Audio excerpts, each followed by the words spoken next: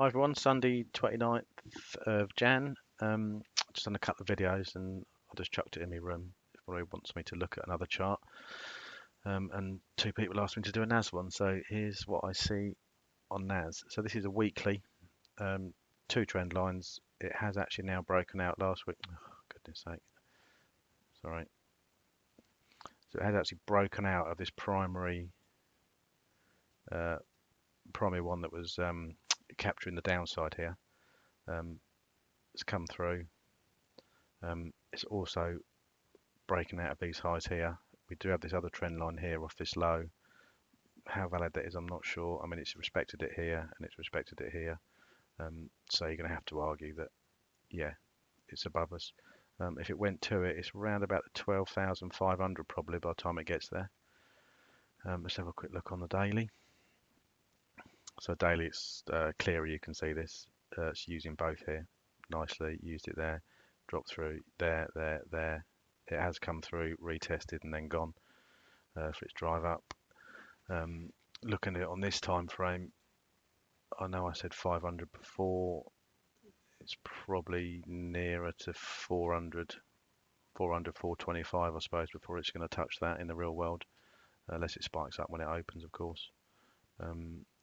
Currently sat out 12,165. So she's got a bit of room above her. Now, NAS is a bit tricky for me at the minute because I'm having to run this off of two charts because I'm not getting the respect on one, and I'll show you that now. But looking at this chart on the higher time frame stuff, I am bullish on it. I only had one trade on it actually last week, and that was a short. I was trying to come back into support, got stopped out on that one. So this is the main chart that I was using. But the problem I'm getting is I'm not getting respect like here. This has dropped through too much really. This here hasn't come in close enough to it. Yes, this is nice. This has worked to a point, but when it has dumped, it's not come back into my fib in fib setup. I don't like to see that. It just doesn't work as such. But you can see here when it's dropped through, it's come in almost pit perfect to it. So it's only going 50-50. So I've had to run two separate charts on this one. And again here, I don't even know if that hit there. Yeah, again here you see it's only coming to the 50, then dropped to NAS. 9 times out of 10 it will use the 61 to the 38. Right, so where are we now? That's on the hourly chart. So we've come through on this one. Key levels on this one, 12,040 to the downside, 12,350 to the upside. This set's going to want to hold. How well it'll hold, I don't know.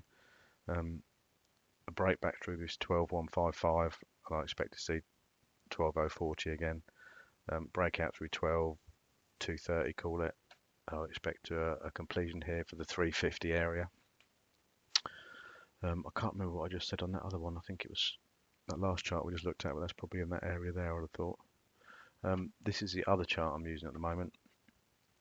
Again, this isn't brilliant, but it's working well. So you can see here we've had some nice respect here. It's come in, washed out fib sets, bounced straight off, back through our numbers. So on this setup, I've got 11,822 to the downside to hold. It's washed out this fib set.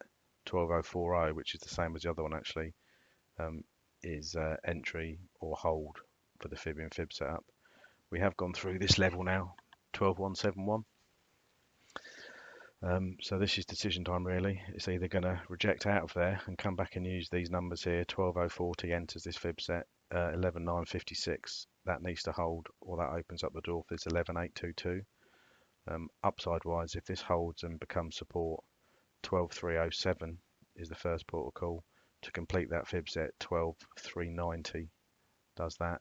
If it exits that and does do a fib to fib run, which they generally do, 12,520 is the 61.8 on this one, but obviously we've got to get through this to get there.